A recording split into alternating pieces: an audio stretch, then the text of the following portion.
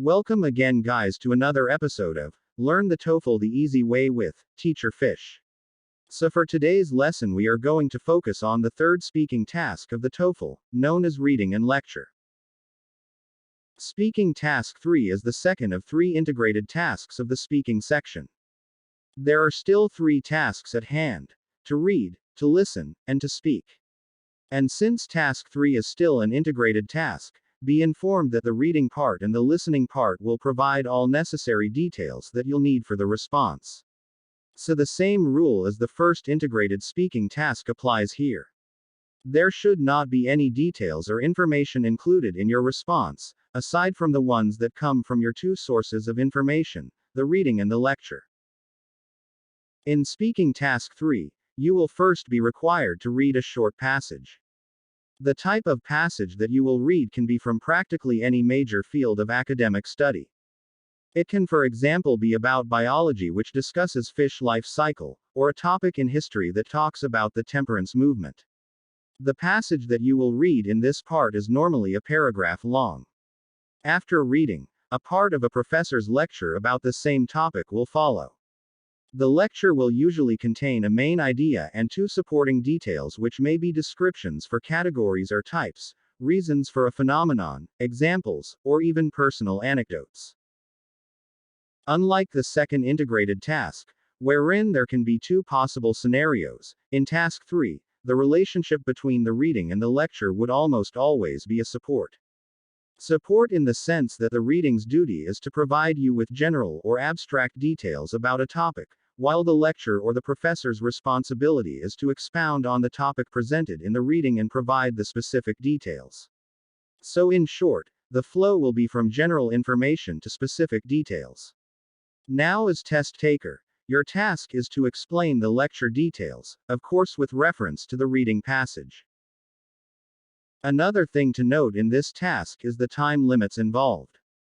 First, for the reading you are again given 45 seconds. Within the given time, you have to be able to read the passage at the same time take notes of important details. Then, the length of the lecture will still be 1 to 1.5 minutes long. Again, depending on the amount of information that the lecture will contain. Next, for the preparation of your response, you are given 30 seconds. Finally, as for the response time, you are allowed to speak for 60 seconds.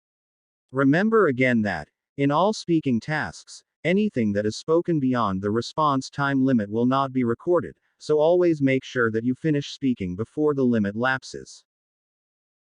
Now for the note-taking process. Let me first remind you that the question for Speaking Task 3 will seem to focus on the lecture part, but remember, earlier I said that your task is to explain those details with reference to the reading. So do not disregard the reading part. And so, for the reading you need to take note of at least three details: the main idea, and the two major supporting details. Again, pay attention to the title of the passage. It would often be a part of the main idea statement. Needless to say, the main idea of the reading will state its purpose and will set the tone. So be very keen at determining what the main idea is. Also, in such a short text, the main idea will normally be stated in the first sentence, or at least the first two sentences. Now, moving on to the two major details. Aside from being the direct support of the main idea, major details explain and develop the main idea. For example, if the main idea is about the theories of dinosaur extinction, major details 1 and 2 will be about these theories. Now, to make it clearer, the major details of the reading will not be a part of your response, since remember again, it is the lecture's duty to expound on the topic and idea that the reading presents. However, do not discount their importance. The major details will again be very helpful once you jump into the professor's lecture. And unlike the reading of Speaking Task 2, where you can possibly find all the information you need upon reading the first two lines of the text, in Speaking Task 3, you are compelled to read until the end. Don't worry, the 45-second limit is more than enough to read the whole paragraph at the same time take notes of important details.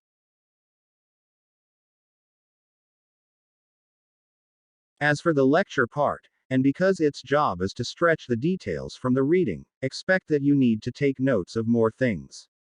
Starting with the main idea of the lecture or the example that the professor uses at the start of the lecture. The professor may simply present his version of a main idea, but in most cases, an example or illustration will be a part of the lecture's main idea. For example, let's say the reading talked about the benefits of prescribed burning. In the lecture, the professor might simply say, the two known benefits of prescribed burning are it makes room for new plant species to grow in an area and it stops the spread of invasive species. Or, the professor might say, talking about the advantages of prescribed burning, the Yellowstone National Park has now addressed its problem with invasive species and now has more room for new plant species to thrive. However, not all lectures would sound the same. There are situations wherein the professor would first conduct a review of the previous lesson they had in class or may attribute the reading by mentioning its main idea.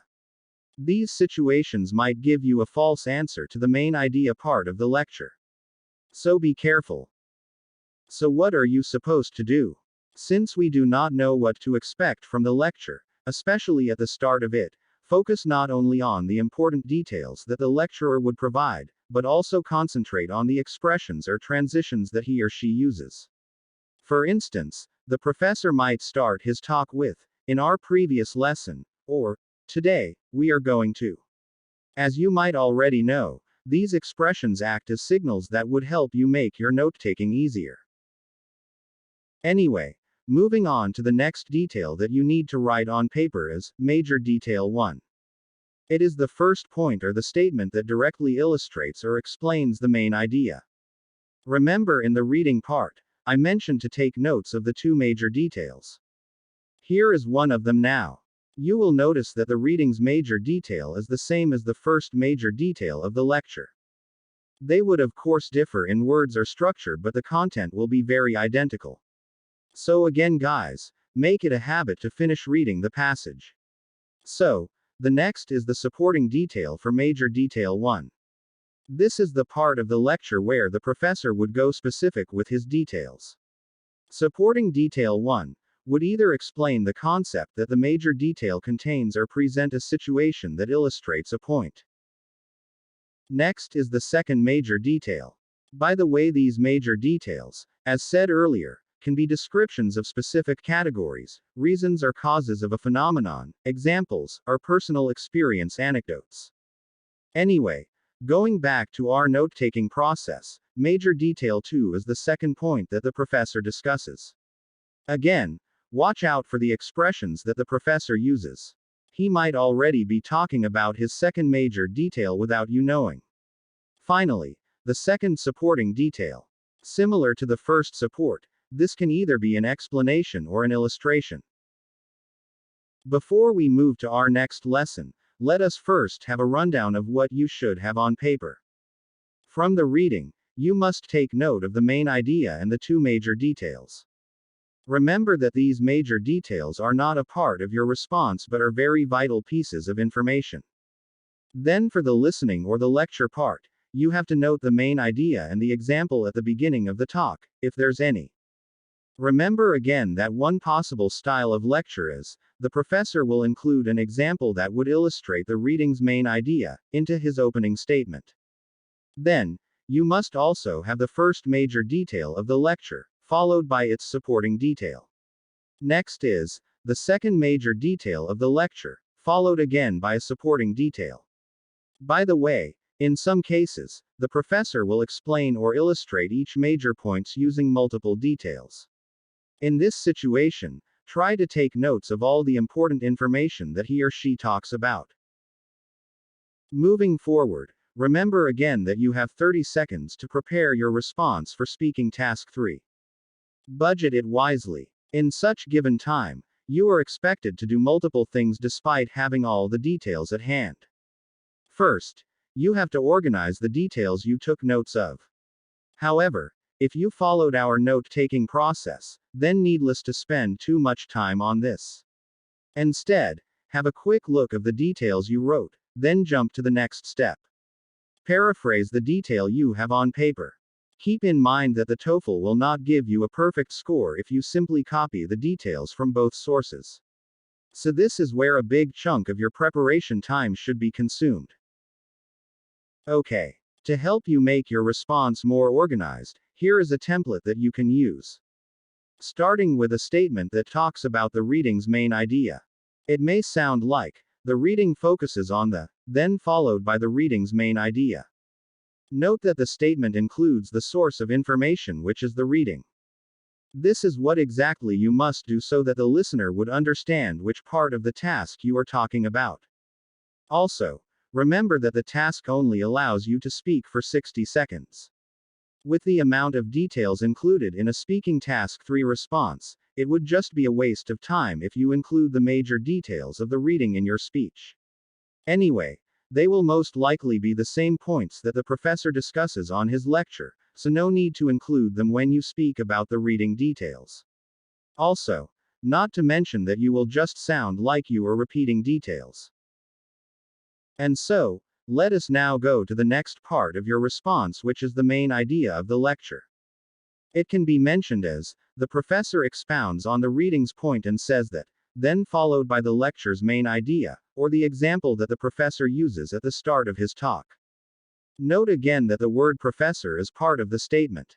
This is again your signal that you have now transitioned from the reading part to the listening part of the task. And why is the lecture now called the professor, you might ask? It is because the lecture in speaking task 3 always comes from a university professor.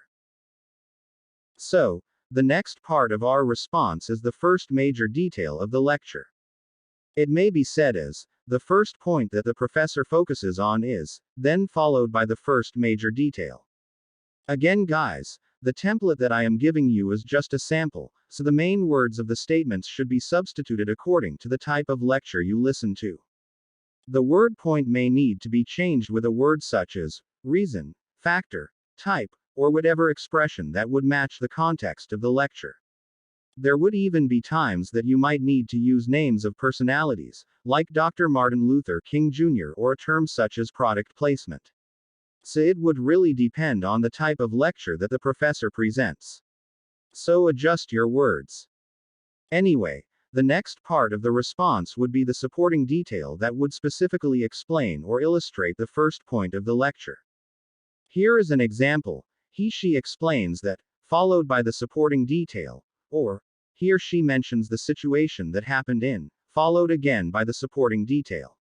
Also, to talk about supporting details, you may use your noun-pronoun combination. This is a good way to avoid sounding repetitive and to show your knowledge of sentence composition. Now for the next piece of our response, we have the second major detail of the lecture. It may again sound like, the second point that the professor discusses is, then the second major detail. Again guys, make use of your vast working vocabulary and your ability to make use of varied sentence structures. Remember that one aspect of your TOEFL rating is language use, so by all means restructure your sentences and make use of different vocabulary. And so, the final statement that your response must contain is the second supporting detail. It may again be said like, he or she then points out, then supporting detail 2. Do not forget what I said earlier. There are lectures wherein the professor uses multiple statements to illustrate a major point or detail. If so, include them in your response. It is not said in the TOEFL that you only have to use one statement as support. So if you feel that you would have enough time to talk about these details, then go ahead. They contribute in your rating. Now, if there is a need for you to talk about more than one supporting detail, use transitional expressions that would facilitate a smoother shift from a previous sentence to a current one. Before we end the video, let us again have a quick review of the parts of a response. Starting off with the statement about the main idea of the reading. Then, the first sentence from the lecture part, which is the main idea statement or the statement that contains the professor's example. Next, the statement that indicates the first point made by the professor. Followed by a supporting detail sentence or sentences. The next part of the response is the second point or major detail. Finally, the supporting detail or details of the professor's second point. Remember also that speaking task 3 does not require a closing or summary sentence. Another reminder is to make use of noun-pronoun combination. Lastly, try to substitute the words that you use, especially the commonly repeated ones. So we have again reached the end of our lesson about speaking task 3, reading and lecture. I hope that after watching the video, you now find it easier to answer the second of 3 integrated tasks of the TOEFL. If you have any questions, comments, or suggestions, please leave them on the comment section and I will do my best to respond to them promptly. I have also uploaded other TOEFL lesson videos and TOEFL exercises, so check out my channel. Please do not forget to subscribe, press like, and hit the notification bell so that you'd get informed every time I upload a new video or practice exercises. You may also share this video with your friends and other test takers you know, so that they too can achieve their TOEFL success. And always remember, the TOEFL is not difficult, if you know what to do. With that, see you again on the next episode of Learn the TOEFL the Easy Way with Teacher Fish.